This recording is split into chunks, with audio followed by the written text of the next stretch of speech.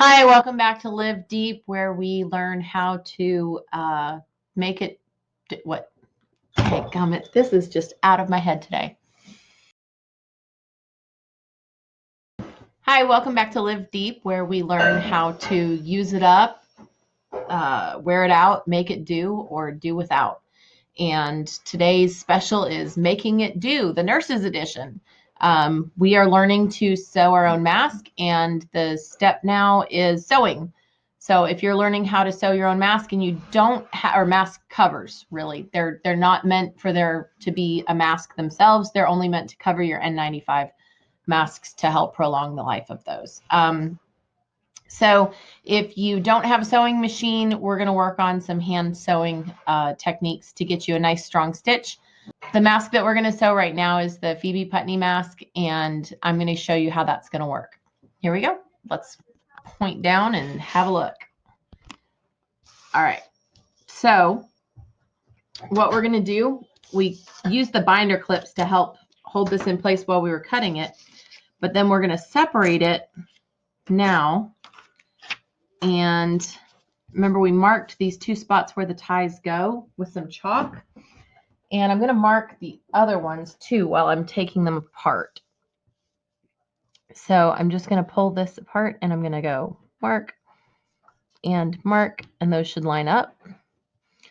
And then I'm going to keep going as we go through. I'm going to mark them here and here,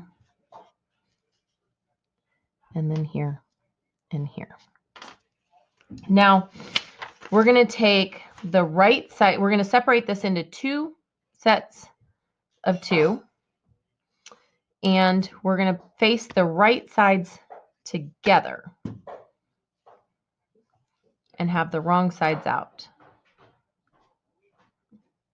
Okay. So wrong side, right side, because the pattern is on the right side. Okay. And these little notches here will help you line everything up really well. So, but those notches are on the side that we're not sewing right now. And I'm just going to take one of these away so I can just show you how to sew the one side. Now, stapler. If we need to hold these together right now, you can just put a staple in. That went well. Hope yours goes better. Okay, well, good enough. So we can just staple it and see. Then we can hold it in place while we're doing our sewing. And then that way we're not going to have everything slipping around a whole bunch and not a whole lot of weight from the binder clips. If you still need to use the binder clips, use the binder clips. If you have a needle and thread and your needle came from a 10-pack, use the rest of the needles that you're not sewing with as pins to pin this in place instead of stapling it. I'm just showing a staple because I'm assuming that if you're watching this, you are learning how to do this with as close to nothing as what you could possibly have. So I'm trying to get you through this with whatever you might have to get it done. So the first thing we're going to do is we're going to thread our needle. There's no way my camera is going to pick up on this for me. Sorry, it's just not within my technology right now. Just get it through there. All right. That, just threading the needle, can take like 10 tries and 15 minutes or whatever. So please be patient with yourself while you work on that. And then what we're going to do is we're going to sew a seam. And our seam is going to come with this one. We're supposed to sew a zigzag stitch here and then turn it around. And right now, I'm not going to show you how to sew a zigzag stitch. So we're just going to sew a straight stitch. And I'm going to sew it right about here, about 1/4 of an inch from the edge of the piece of fabric. So I'm just going to mark the whole thing. I've got a colored pencil. A grease pencil would work. A regular pencil would work. A Sharpie marker would work. Anything that you can get your hands on to get this done. So I'm just going to do my line here so that I can see where I'm going to be sewing later as I go along. And these two marks here, those are the chalk that I did. Those are going to show me later where I'm going to put in my ribbons. And actually, you know what? Let's just go ahead and put those in right now. If you have shoelaces, use shoelaces. If you have ribbon, I'm going to use ribbon so that I don't have to ruin my kids' shoelaces. Sorry. If you're using ribbon, just tie a knot in the end. And then you're going to need about 13 or maybe 15 inches of ribbon. So a dollar bill, I think, is about 6 inches. So like $2 bills plus some, plus a little bit more. So give yourself long ribbons if you can, is the main bullet point here. And you're going to put, it's going to be 4 pieces of ribbon total for the project that are each about 13 to 16 inches long, depending on how big you want it to be. So tie the end so that it doesn't fray off on you while you're doing this work. Now those tied ends are going to stick out, and these cut ends we're going to tuck in between the 2 pieces of fabric here, and then they're going to stick out right by that mark right there. Okay, and you're going to pin it in place, whatever that means for you. If that means stapling it, then staple it. If that means a binder clip, then use a binder clip. I think I'm going to use a binder clip because the staples were not that exciting, and I don't expect them to be very kind to the ribbons. You might want to take your ribbon out extra and fold it over so that you've got a nice, good chunk of ribbon through here. Okay. Because otherwise it could fray, and you could lose that little piece of ribbon that you've got there. So I'm going to pin that, and I'm going to pin this. All right.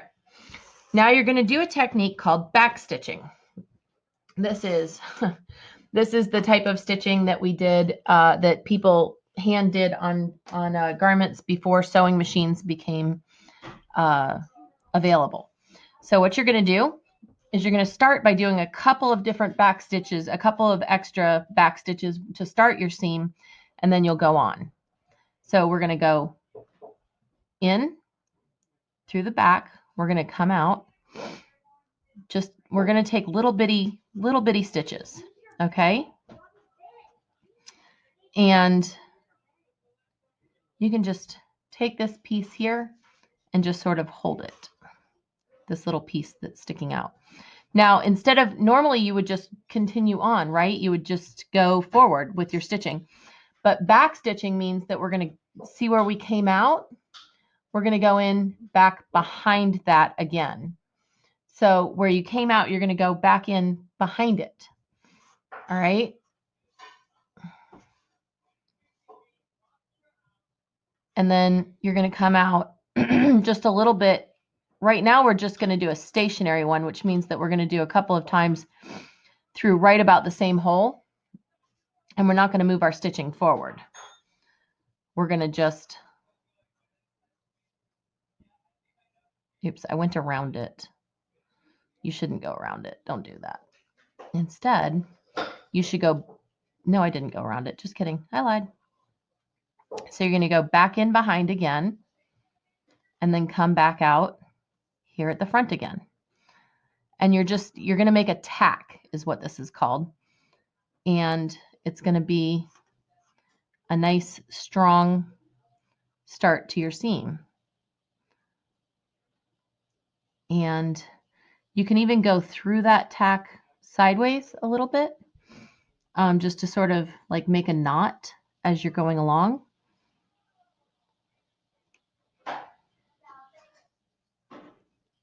Okay, there you go.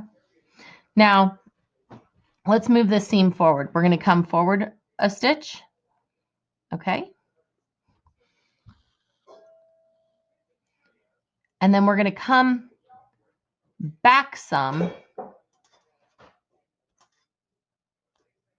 we're going to come out behind where we just went through. So our next stitch is going to go behind where our previous stitch went in. I don't know if you can see this. It's kind of hard to see. So you're going to go out and go, so you're covering the same territory multiple times. You're going to go out before where your stitch came out last time. And then you're going to go back in just slightly in front of where your stitch came out went in last time. So it's kind of slow going, especially because you're not just, plowing through this, but you're going to end up with a nice strong seam that's going to hold really well. So moving forward and then back, you're going to come up behind where you just went in and pick your stitches carefully. I know you want to be quick, but you also, want this done well enough that it will hold together. Okay. So I am actually going to go finish this up on the sewing machine real quick so that I can get you through to the next stage of it. So there you go. And let me pause this. Okay. All right, we're back. So I took a minute and went and cheated and used my sewing machine to run this seam along the edge here. I did just do a straight stitch instead of doing the zigzags. So here's the one that I showed you with the staples. To get the staples out, just hold it here and pinch it. And then we're just going to, work those out. And once you've got them out, you can you're going to flip this inside out.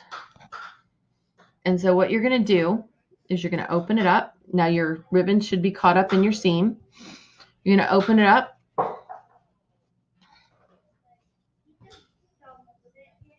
You're going to get these two pieces to be right next to each other. And you're going to lay it out flat. Now, the way that this pattern is written, you now need to do a second run of stitching along here. So I'm going to go do that on the machine, and then I'll show you how to put the two pieces together to show you to finish the mask. So let's go do that. You can go do your sewing and then come back, and we'll put the whole thing together. Okay, so I took this over to the machine and I put a second row in here around. You can do this by hand. It will take you a while. It will be your meditation. It will be your time to sit and contemplate, process your day, and pray about tomorrow. But you can do this. It will take you a while to run those two sets of seams, but you can do it, and it'll get you a cover. So now we only have one seam left, and we're going to take these notches here. Remember these guys, these little points that we cut out? They're helping us line everything up. And so we're going to line those up one on top of the other. Whoops. Hee hee. My ribbons are everywhere. We're going to set those one on top of the other. And make sure that you've got these 2 points lined up. Make sure that you've got these 2 points lined up. I'm not really excited about that. I'm going to flip this one over. I think I might have missed it. Yeah, there we go. I like that better. So I think our points are lining up better when I do this here, here, and here. Okay. So clip it, figure out how you're going to hold it. Maybe you're going to use a binder clip. Maybe you're going to use a chip clip. Maybe you're going to use some extra needles that you have, or maybe you're going to use a stapler. However you're going to hold it in place while you sew it, do that, and then off you go. And you're going to sew this last seam. I'm going to go sew my last seam, and then we'll come together and I'll show you what that looks like again. Here we go. Okay, before I sent you off last time, I should have had you measure a 1/2 inch so that you could mark your 1/2 inch seam all the way around, or 5/8 of an inch if you want this a little bit smaller. If you're wearing a small mask, if you're wearing a small N95 mask, you should measure in 5/8 of an inch. So it's just a little bit more than a 1/2 inch seam, but the 1/2 inch seam is the standard size. So you will use your pen. This is before you sew. You're going to just take your 1/2 inch. You're going to take your soft measuring tape, or you can use a ruler. It doesn't really matter which. And you're just going to mark in about a 1/2 inch and then sort of eyeball that curve and just keep drawing it on until you can see it. And then you'll follow it the whole way across when you're sewing. Sorry, I didn't mention that before I sent you off. Okay, and now here is your mask. Hi, how are you? Happy sewing? Here's your mask cover. There's one. So go make another. All right. Thanks for watching. Bye.